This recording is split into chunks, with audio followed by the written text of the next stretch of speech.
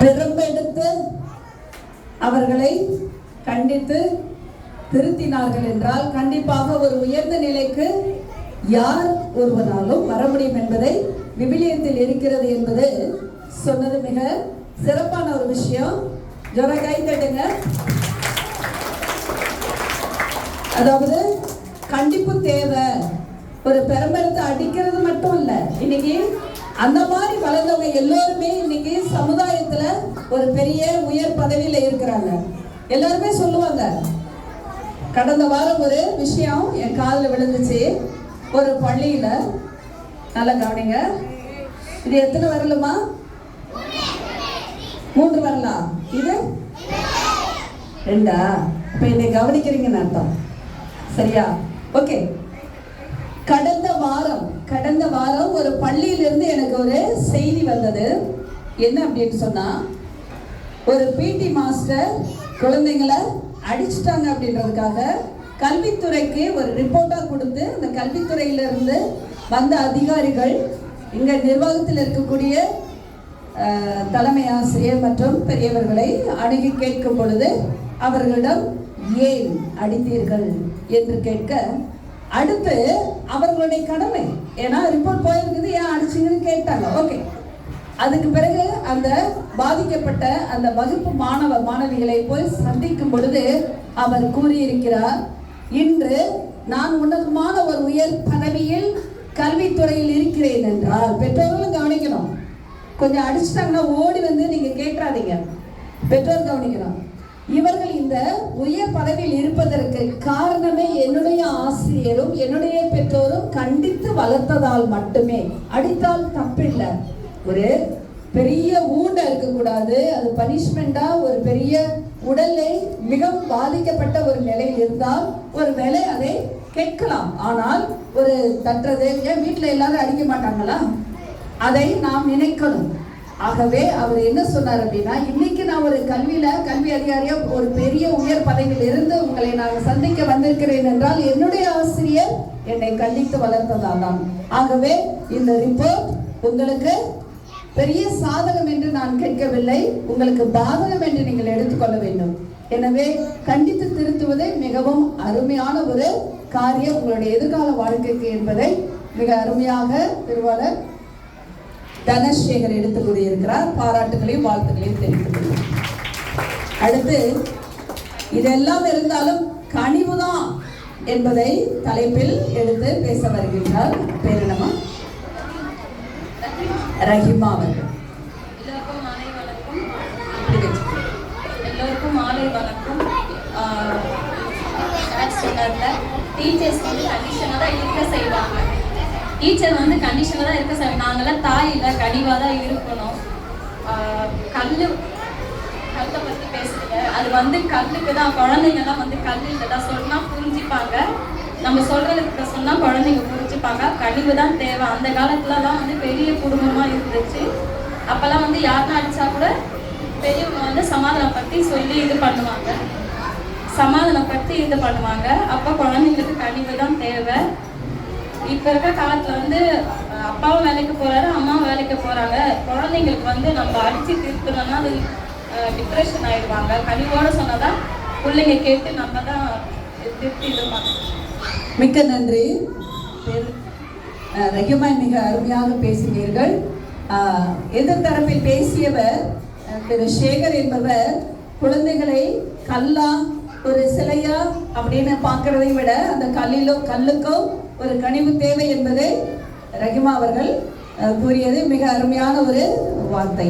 காரணம், எப்ப பாரு கண்டிப்பா இல்லாம அதுல கனிவு கலந்து வரும் பொழுது அதை குழந்தைகள் கல்லா இருந்தால் கூட ஏற்றுக்கொள்ள முடியும் என்ற ஒரு அருமையான ஒரு வாக்கியத்தை நமக்கு தந்திருக்கிறார்கள்.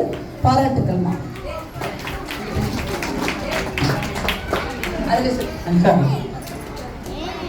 அடுத்து, கனிவு தேவை, ஆனால் அதைவிட இந்த காலகட்டத்தில் கண்டிப்பு தேவை என்பதை ஒரு பெற்றோராக இருந்து உணர்ந்து அதை உங்கள் முன் பேச வருகின்றார் திருவாளர்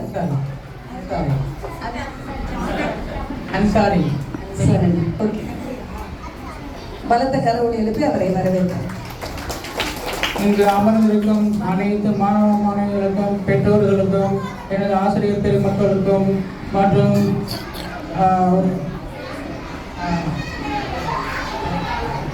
பள்ளித்தாளர் அவர்களுக்கும், சிறப்பு விருந்தினர் அனைவருக்கும் எனது முதற்கண் வணக்கம். எனக்கு கொடுத்திருக்க தலைப்பு பிள்ளைகளுக்கு அன்பாக வளர்க்கணுமா இல்லை கண்டித்து வளர்க்கணுமா என்பது. அதில் நான் எடுத்துக்கொண்ட தலைப்பு கண்டிப்பாக வளர்க்க வேண்டும். ஏனென்றால் இப்போ உள்ள காலகட்டத்தில் குழந்தைகளை அன்பாக வளர்க்கிறது மிகவும் கடினம். ஏனென்றால் அன்பாக வளர்க்கும் பொழுது பெற்றோர்களை காமெடி பீஸ் என்று நினைத்து நம்மளை மதிக்காமல், நம்மளை மட்டுமல்ல டீச்சர்கள் மற்றும் அனைத்து பெற்றோர்களையும் குழந்தைகள் காமெடி பீஸ் என்று நினைத்து அவங்களை உதவி தள்ளிவிட்டு அவங்களுடைய வாழ்க்கையை எப்படியோ மாற்றிக்கொள்வார்கள். அப்படி தானாக வளரக்கூடாது என்பதற்காக பெற்றோர்கள் கண்டித்து வளர்த்தால்தான் அவங்களுடைய வாழ்க்கை நல்ல முறையில் அவங்களுடைய வாழ்க்கையை அவங்களே அமைத்துக் கொள்ள முடியும். ஆகையால் பெற்றோர்கள் தன்னுடைய குழந்தைகளை அடக்கி வைப்பது பெற்றோர்கள் அடக்கி வைப்பதற்காக நம்ம மட்டும் அறக்கிறதில்ல, அரக்கன் அடக்கி வைப்பான் என்று நினைக்கக்கூடாது. நம்ம பிள்ளைகளை நம்மளே கண்ட்ரோல் பண்ணாதான் அவங்களை மற்ற பெற்றோர்கள் இல்லை வெளியில் போகும் பொழுது யாரும் அவங்களை கண்ட்ரோல் பண்ணக்கூடாது, அவங்களை திட்டக்கூடாது. என்ன பிள்ளைகளை வளர்த்துருக்காங்க என்று பெற்றோர் தான் திட்டாமல் தவிர குழந்தைகளை சொல்ல மாட்டாங்க. அதனால் நம்ம பிள்ளைகளை நம்ம தான் அடக்கி வளர்க்கணும். அடக்குன்ற இல்லாமல் அவங்களை கண்டித்து வளர்க்கணும். அப்போ தான் நம்ம ஆரம்ப காலத்தில் எப்படி கஷ்டப்பட்டோமோ அதை அவங்க எடுத்து சொல்லி நல்ல முறையில் புரிய வைக்கணும். ஆனால் கனிவாக சொன்னாக்கா அவங்க எடுத்துக்கொள்வது மிகவும் கஷ்டம், அவங்களை புரிய வைக்க முடியாது. அதனால் நம்ம எப்படி கண்டிக்கணுமோ வீட்டு பாடங்களை செய்தி அப்படின்னாக்கா செய்யணும். இல்லை அன்போடு சொன்னாக்கா இவர் காமெடி பேசு, இவர் சொன்னாக்கா நம்ம என்ன கேட்கணும், நாளைக்கு பார்த்துக்கலாம். இப்போ பள்ளிக்கூடத்துக்கு போகும்பொழுது கிளாஸ் டீச்சரை உள்ளே வர்றாங்க.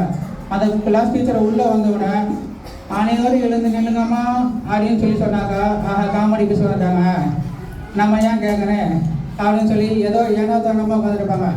இது நம்ம டீச்சர் உள்ளே வர போகும்பொழுது அனைத்து மாணவ தானாக எழுந்து நிற்க எப்போ கண்டித்து வளர்க்குறாங்க.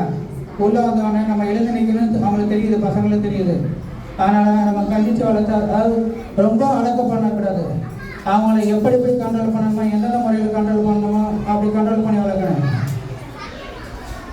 முதல் கோணல் முற்றிலும் கோணல், 5 வளையாதது 50 வளையாது. நம்ம ஆரம்ப காலத்திலேயே அவங்களுக்கு கொஞ்சம் கண்டித்து வளர்த்தாதான் அவங்க அவங்களுடைய லைஃப்பை நல்லபடியாக பார்த்துப்பாங்க. அவங்களுக்கு உடம்பு சரியில்லாமல் அவங்களுக்கு மாத்திரை மருந்து கொடுக்குறோம், அது கசப்பாக தான் இருக்கும். ஆரம்ப காலத்தில் கசப்பாக தான் இருக்கு. அதை அவங்க நம்ம கொடுக்கும் பொழுது கடிச்சு கொடுத்தாக்கா அவங்க என்ன பண்ணுவாங்க, வேறு வழி இல்லாமல் சாப்பிட்றாங்க. சாப்பிட்டதுக்கப்புறம் என்ன ஆகுது,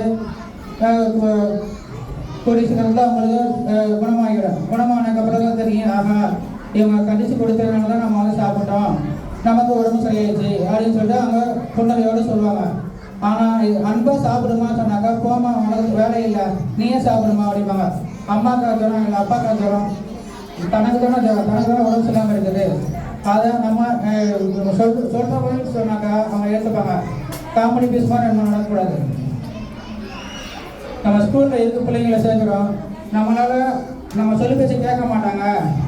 அப்போ யாரை சொல்லி பேச்சு கேட்பாங்க, இப்போ ஆசிரியர்கள் சொல்லி பேச்சு கேட்பாங்க. அந்த ஆசிரியர்கள் ஏன் அவங்கள அன்பாக சொல்கிற குழந்தைங்களும் கேட்டுக்கிறோம். ஆனால் அன்பாக இப்போ யாரும் கேட்குற மாதிரி இல்லை. குழந்தைங்களை அவங்க இந்த படிச்சுட்டு வாங்கம்மா, இதை செஞ்சுட்டு வாங்கம்மா அப்படின்னு சொல்லி சொன்னாக்கா யாரும் செய்ய மாட்டாங்க. இது கண்டிப்பாக செஞ்சுட்டு வரேன்னு, இந்த ப்ராஜெக்டை கண்டிப்பாக செஞ்சுட்டு வரேன்னு, உங்களால் முடிஞ்சளவு செய்யக்கூடாது சொல்ல மாட்டாங்க. ஃபுல்லாத்தையும் நீங்கள் நாளை முடிச்சுட்டு வந்தே ஆகணும் அப்படின்னு சொன்னாக்கா அவங்க தூக்கத்தோட பெருசாக பார்க்க மாட்டாங்க, கண்டிப்பாக அவங்க செஞ்சுட்டே வருவாங்க. இல்லை என்ன நம்ம லூஸ் விட்டாக்கா அவங்க என்ன பண்ணுவாங்க, ஆகா நம்ம டீச்சர் தானே, அவங்க ஒன்றும் கண்டுக்கிற மாட்டாங்க, நாளைக்கு பார்த்துக்கலாம் அப்படின்னு சொல்லி அசால்ட்டாக விட்டுட்டு அவங்க விளையாட போவாங்க. இப்போல்லாம் காலகட்டத்தில் மொபைல் கையில் இருக்குது. எல்லா பசங்களும் 99% பசங்களுக்கு மொபைலை கொடுக்குறதை விட இவங்கள பிடிக்கிட்டு போயிடுவாங்க. பிடிக்கிட்டு போயிட்டு அவங்க என்ன பண்ணுறாங்க, தன்னுடைய கேம்ஸ் விளையாடு அதிலே டயத்தை காலத்தை கழிச்சிடுறாங்க. ஏன் அதை நம்ம கண்டிக்கக்கூடாது? நம்ம கண்டிச்சாதானே அவங்க கண் பார்வை மெயினாக நம்ம மொபைல் பார்க்கும்போது கண் பார்வை கெடுது எல்லாத்துக்கும் தெரியும். அப்போ நம்மளே வந்து நம்ம குழந்தைங்களுக்கு நஞ்சு கொடுக்குற மாதிரி ஆகுது, விஷத்தை கொடுக்குற மாதிரி ஆகுது. அதை நம்ம கண்டித்து வளர்த்தாக்கா அவங்க இப்போதைக்கு கொஞ்சம் கஷ்டமாக இருக்கு. அப்புறமா அவங்க கண் பார்வை நல்லா இருக்கும் பொழுது அவங்களும் சந்தோஷமாக இருப்பாங்க. அதை பார்த்து நம்மளும் மகிழ்ச்சி அடைப்போம்.